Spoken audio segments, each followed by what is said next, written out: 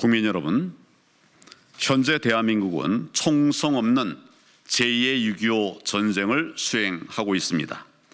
지금 대한민국은 체제 전쟁 중이라는 말씀을 제가 그동안 여러 차례 드렸습니다. 대한민국이 자유민주주의 국가로 가느냐 아니면 공산주의 국가로 가느냐, 그 기로에 놓여 있기 때문입니다. 70여 년 전에는 김일성이 탱크를 앞세워서 낙동강 전선까지 밀고 내려왔고 중공군의 불법 개입으로 일사후퇴를 하게 되었습니다. 오늘날에는 그 민족 반역자가 몇십 년간 공들여서 심어놓은 김일성 장학생들과 또 주사파, 그리고 중국 통일전선 공작부 사주를 받는 친중 세력이 결탁해서 부정선거와 내란 조장으로 대한민국을 극심한 혼돈 속으로 몰아넣고 있습니다. 대한민국은 지금 민주당이 일으킨 반란에 경찰과 공수처 그리고 법원의 일부까지 가담해서 큰 혼란에 빠져든 상태이며, 여기에 일부 언론까지 동조하고 있는 극심한 위기 상황입니다. 이를 반국세, 즉 반국가 세력들은 우리 손으로 뽑은 대통령을 내란 수괴라는 칼을 씌워서 오라줄로 꽁꽁 묶으려고 하고 있습니다. 그러나 이는 반역의 길입니다. 대통령이 비상계엄을 선포한 것은 결코 내란죄가 될 수 없습니다. 내란죄는 그 목적이 국헌 문란일 경우에만 성립되는 것입니다. 국헌의 본체인 대통령이 무슨 내란을 저지른단 말입니까? 절대 내란이 아닙니다. 그렇기 때문에 다른 어느 나라에서도 대통령을 내란죄로 처벌한 예가 없습니다. 반국세의 거짓말에 여러분들은 속지 마십시오. 그런데 오늘날 이 모든 위기의 원인은 2022년, 2024년 총선에서 총체적인 부정선거로 의석수를 도둑질한 부정선거 세력들에 의해서 저질러진 것입니다. 22대 국회에서 부정선거로 192석을 차지한 민주당 등은 윤석열 정부 출범 이래 모두 29번의 탄핵 소추를 자행해 왔습니다. 끊임없이 정부의 손발을 묶고 대한민국을 무정부 상태로 만들려고 했습니다. 그렇지 않아도 문재인 정권의 폭정으로 피폐해진 국민, 국가, 경제의 숨통을 아예 끊어버릴 기세로 국정의 발목을 잡는 그런 일만 했습니다. 2026년도 정부 유지 운영을 위한 최소한의 핵심 예산마저도 전액 삭감했습니다. 각종 민생 지원 예산도 예외 없이 무차별적으로 삭감하는 횡포를 저질렀습니다. 도저히 정부를 온전히 운영할 수 없을 지경으로 짓밟았습니다. 입법 활동 역시 위헌적인 법안을 끊임없이 발의했습니다. 입법 독재였습니다. 민주당은 22대 국회가 개원한 이래 단 하루도 예외 없이 정부에 흠집 내고 발목 잡는 그런 행패를 일삼아 왔습니다. 윤석열 대통령은 부정선거 세력이 대한민국 자유민주주의 시스템을 붕괴시키는 것을 막아야만 했습니다. 법원조차도 선관위를 일방적으로 편드는 그런 행태를 보이는 상황에서 나라 살릴 유일한 방법이 선관위의 서버를 압수해서 부정선거의 실상을 밝히는 바로 그것이었습니다. 그렇기 때문에 이를 위한 유일한 방법이 비상계엄이라고 판단해서 대통령의 헌법상 권한인 비상계엄을 선포했던 것입니다. 즉 나라를 살리기 위한 결단이었던 것입니다. 이렇게 만든 원흉은 바로 민주당, 종북좌파, 반국가 세력들입니다. 만약 대통령이 이런 상황을 알고 있으면서도 그냥 덮어두고 임기를 마치려 했다면 그것이야말로 직무유기입니다. 윤 대통령은 이런 현실에 맞서 싸워서 나라를 지키기 위해 부득이 계엄을 선택했던 것입니다. 자유민주주의 체제를 지키기 위한 선택이었습니다. 그러나 상황은 녹록지 않습니다. 저는 공안검사 출신으로 14년에 걸쳐서 수사한 끝에 통진당 해산을 완결지은 바 있기 때문에 저들에 대해서 너무 잘 알고 있습니다. 2014년 통진당이 해산된 지 10년이 지난 오늘날에도 통진당 세력인 경기동부연합 등은 건재합니다. 이들은 한낱 자범 전과자 출신 이재명을 성남시장, 경기도지사, 급기야는 대선 주자로 내보낼 정도입니다. 나아가서 국회의원 거대 야당의 대표로까지 당선시키는데 결정적으로 기여를 했습니다. 현재 이재명 대표는 12개 혐의로 5개 재판에 직면해 있습니다. 그는 어떻게 해서든 감방에 가지 않겠다고 하는 일념으로 몸부림치고 있고, 또 민주당과 통진당 잔존 세력은 민노총, 언론노련, 전교조 등을 동원해서 대국민 선전선동에 적극 나서고 있습니다. 여기에 중국인들까지도 뻔뻔스럽게 가세하고 있습니다. 지금 민주당은 대통령의 계엄에 발작하고 있습니다. 자신들의 부정선거 전모가 밝혀질까 두려워서 떨고 있는 것입니다. 왜냐하면 부정선거 수사는 6.25 전쟁에서의 인천 상륙작전과도 같은 엄청난 파급 효과를 가져올 것이기 때문입니다. 부정선거 수사는 게임 체인저이기 때문입니다. 그래서 저들은 대통령에 대해 내란이라는 엉터리 프레임을 씌우고, 또 내란죄 수사 권한도 없는 공수처를 내세워서 대통령에 대해 내란죄 수사를 하겠다고 하는 행패를 부리고 있습니다. 첫째, 공수처에 묻겠습니다. 과연 이것이 정당합니까? 내란죄 수사권도 없는 공수처가 내란죄 수사를 한다? 불법 아닙니까? 수사권도 없으면서 체포영장을 발부받았다? 정말 불법 아닙니까? 그것도 서울중앙지법이 아닌 서울 서부지법에, 이게 정말 말도 안 됩니다. 언론에 의하면 서울중앙지법에서 1차 체포영장이 기각된 후에 편법으로 서울 서부지법에서 체포영장을 발부받았다는 그런 보도까지 나왔습니다. 공수처에 대한 신뢰가 정말 얼마나 바닥인지를 쉽게 알 수가 있습니다.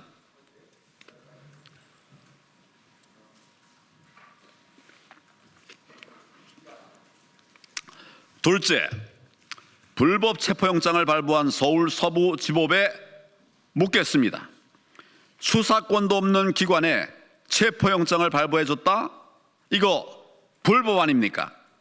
게다가 담당 판사는 형사소송법 제110조, 111조를 적용하지 않는다면서 삼권분립 원칙을 어겨가면서 체포영장을 발부해줬습니다. 이거 정말 불법 아닙니까? 위헌 아닙니까?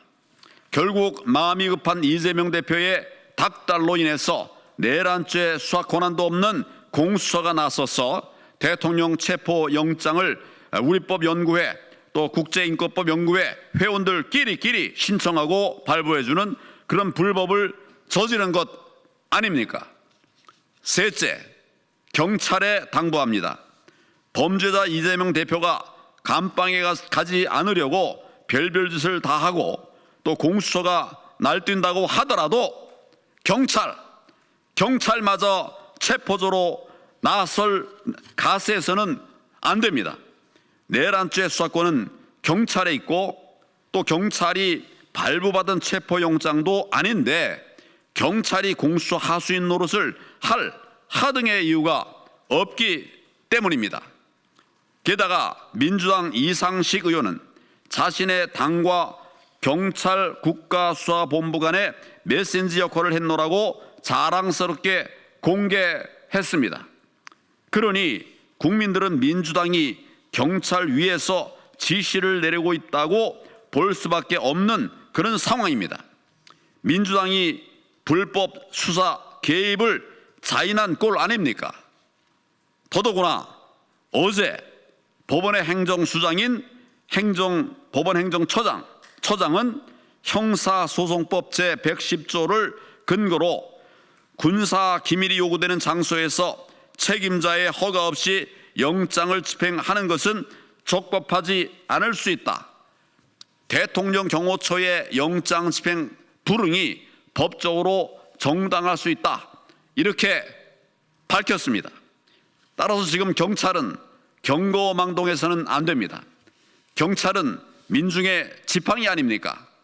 민중이 힘들 때 버팀목이 되어주고 또 민중을 앞장서서 이끌고 도와줄 때에라야 진정한 민중의 지팡이로 국민에게 다가서게 될 것입니다.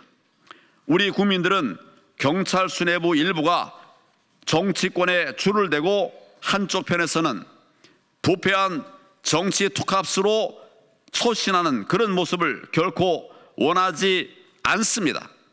경찰 여러분들의 현명한 판단을 기대합니다. 넷째, 헌법재판소의 행태에 대해서도 지적하지 않을 수 없습니다. 이미선 헌법재판관 이미선은 대통령 측과 상의도 없이 일방적으로 변론 기일을 정해서 통보해버렸습니다. 헌재에서는 탄핵 사유의 가장 중요한 항목인 내란죄에 대해서도 국회 측의 내란죄 항목을 뺄 것을 권유했다고 합니다. 입증이 어렵고 수많은 증인을 출석시켜야 하는 등 재판 기일이 늦어질 염려가 있다는 정말 말도 안 되는 그런 이유 때문이었습니다. 그러나 국가의 명운이 걸린 중차대한 사안에 대해서는 무엇보다도 충분한 검토를 거쳐 신중하게 판단할 필요가 있지 않습니까? 그런데 헌법재판소는 무리한 재판을 하려 들고 있습니다. 이는 이재명의 2심 선고에 앞서서 판결을 내리기 위한 얄팍한 수에 불과합니다. 또한 강정원 헌법재판소 사무처장은 1월 9일 국회에 출석해서 계엄, 포고령 각 항목이 현행 헌법에 부합하지 않는다고 답변을 했습니다. 헌법재판소 사무처장입니다. 아직 헌법재판소 재판관들의 심리가 시작되지도 않았는데 어떻게 그리고 왜 사무처장이 자기 멋대로 결론을 내린단 말입니까? 이로 인해 헌법재판소의 공정성이 심각하게 훼손되었습니다. 헌재가 이런 식으로 한다면 어떤 판단을 내리더라도 그 결과에 승복할 사람은 결코 없을 것입니다. 그러므로 헌법재판소 재판관들께 말씀드립니다. 나라 망가뜨릴 판단을 하지 마십시오. 나라 살릴 재판을 하십시오. 눈치 보지 말고 정의롭게 판단하십시오. 다시는 박근혜 대통령 탄핵 때와 같은 그런 우를 범하지 마십시오. 지금 대한민국은 제2의 6.25 전쟁, 체제 전쟁 중입니다. 참으로 감사하게도 윤 대통령을 지키기 위해 애국 시민들이 분연히 나서고 있습니다. 8년 전 박근혜 대통령 탄핵의 뼈아픈 기억을 교훈 삼아서 엄동설안에 밤새 눈 맞아가면서 육탄방으로 한남동 관절을 지키고 있습니다. 마치 6.25 때 낙동강 전선에서 전투하듯이 싸우며 버티고 있습니다. 특히 지금은 청년들이 일어나고 있습니다. 8년 전과는 전혀 다릅니다. 현명한 우리 청년들은 윤석열 대통령을 지키는 것이 자유민주주의 대한민국을 지키는 것이라는 이런 사실을 너무나도 잘 알고 있기 때문입니다. 윤석열 대통령 지지율이 46%에 이르르며 고공행진을 하자 민주당 등의 발버둥 역시 그게 달하고 있습니다. 야당은 내란이라는 프레임을 걸어놓고 국민의 시선을 빼앗고 있지만은 부정선거가 만천하에 공개되면 공룡처럼 대멸종의 순간을 맞게 될까 두려워하고 있습니다. 메이저 언론도 마찬가지입니다. 그래서 지난 7일 민주당은 부정선거라는 말만 해도 3년 이하의 징역에 처하는 그런 악법까지 발의를 했습니다. 부정선거를 언급하기만 해도 형사처벌한다? 공산주의, 사회주의가 하는 짓 아닙니까? 북한 김정은의 반동사상 문화 배격법과 뭐가 다릅니까? 그것도 모자라서 민주당이 이제는 카톡 검열까지 한다고 합니다. 공산주의 맞지 않습니까? 뿐만 아니라 민주당은 선관위와 민주당 등 부정선거 세력에 대해 저항하면서 대통령과 나라를 지키기 위한 유튜브 방송, 유튜버들을 내란 선전죄로 고발했습니다. 이에 이런 걸 보면 역시 민주당은 반헌법 세력 맞지 않습니까? 저는 내란 선전죄로 고발된 유튜버들께서 원하시면 무료 변론을 해드릴 것입니다. 자유민주주의를 지키려는 분들은 보호해 드려야 하지 않겠습니까? 우리는 대통령을 지켜야 합니다. 윤석열 개인이 아닌 대한민국의 대통령을 지켜야 합니다. 전 국민이 하나 돼서 대통령을 지키는 것이 대한민국의 체제를 수호하는 바로 그 길이기 때문입니다. 우리의 단합된 힘으로 윤석열 대통령을 복귀시켜서 이 혼란을 잠재우고 대한민국을 정상으로 되돌려 놓아야 합니다. 온전한 자유민주주의 대한민국, 초인류 정상국가, 바로 그런 것을 우리의 자녀, 우리의 후손에게 물려줄 책임이 바로 우리에게 있습니다. 국민 여러분, 대통령을 지키는 것이 대한민국을 지키는 길입니다. 자유애국 시민 여러분, 끝까지 함께 합시다. 우리는 반드시 승리할 것입니다. 감사합니다. 혹시 제 브리핑에 대해서 궁금한 게 있으면 말씀하시죠.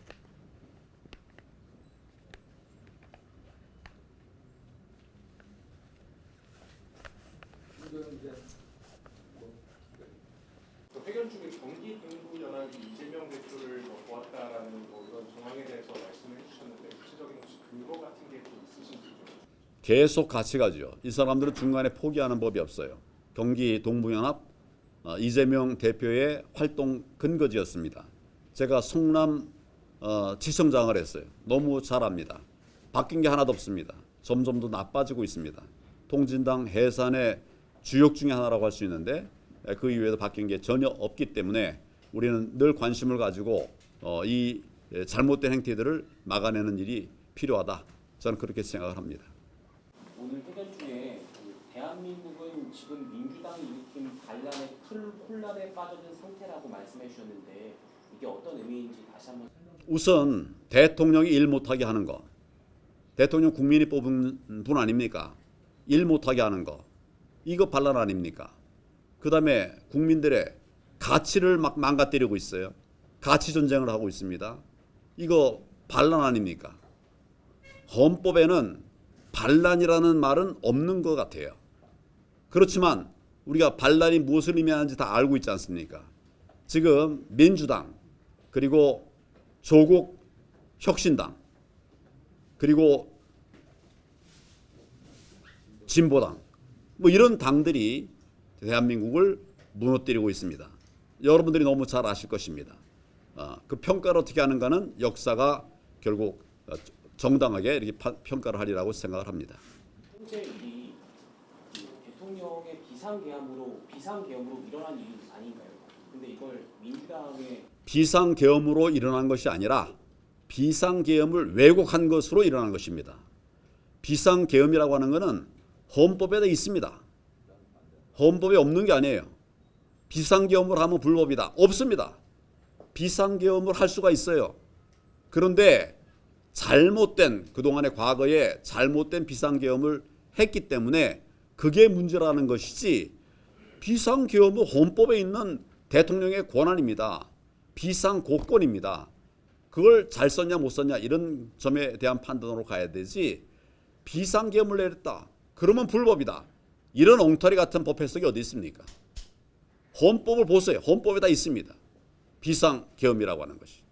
비상계엄 때문이 아니라 민주당이 일으킨 반란 때문에 현재 혼란에 빠져든 상태라고 이해를 하면 될까요? 뭐 저는 그렇게 보고 있습니다.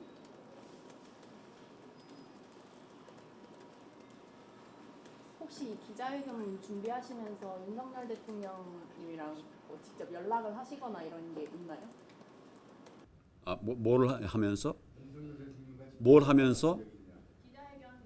아, 이거 전혀 없죠. 제가 한 것이고 저를 도와주는 만 동지들이 함께 한 것입니다.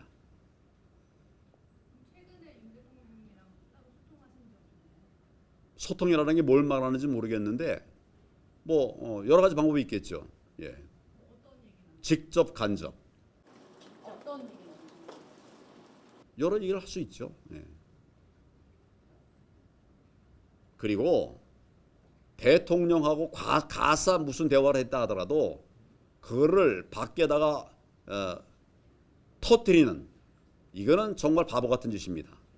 그리고 그거 자체가 나라를 망가뜨릴 일들이에요. 우리 저 박근혜 대통령도 탄핵당하고 그럴 적에 안에서 뭐 이런저런 말한 거 가지고서 이 사람이 말하고 저 사람이 저 말하고 이것 때문에 망가진 겁니다. 어떻게 보면 대통령의 국사라고 하는 거는 정말 나라를 지키냐 마냐에 중차세한 거 아닙니까? 그거를 얘기하는 것은 정말 바보짓이고 해서는 안 될 짓이라고 저는 생각을 합니다. 현재에서 이번에 개헌을 하셨잖아요. 거기를 그게 고유 권한이라는 거 하셨는데 그 입장에 대해서 증명하실 수 있는 자료는 다 준비가 되셨나요? 개헌은 헌재가 하는 건 아니고 대통령의 고유 권한이시잖아요. 그럼 대통령께서 현재 그걸 증명할 수 있는 조건들이 지금 어느 정도 갖춰져 있나요? 그 뭐 대통령실에 제가 알아본 건 아닙니다. 그렇지만 당연히 준비를 잘 했으리라고 생각을 합니다. 다만 이제 그걸 가짜로 덮어씌우는 이런 것들이 문제죠. 그러니까 저는 언론도 공정한 보도, 바른 보도를 해주기를 바랍니다. 잘 준비하고 있을 거예요. 많은 분들이 가서 돕고 있는 것으로 알고 있습니다. 오늘 소통관 기자회견은 어떻게 하게 되신 건가요? 국민들에게 알리기 위해서 우리 윤상현 의원과 함께 국민들에게 알리기 위해서 소통관은 이 국회의원들만의 것입니까? 대한민국 재산으로 만드는 것이에요. 국회의원들이 통로를 만들어 주는 것입니다. 왜냐하면 그렇게 안 하면 대혼란이 오니까. 그래서 윤상현 의원이 통로를 만들어 줬습니다. 자, 질문 없으시죠? 그랬어. 예. 그럼 윤상현 의원님이랑 좀 기자회견문 내용 공유를 하셨나요? 공유했죠. 지금 헌법재판소 문제. 여기 계시네. 여기 계시네. 당연히 했죠. 예. 예, 그럼요. 예. 자, 수고들 많으셨습니다.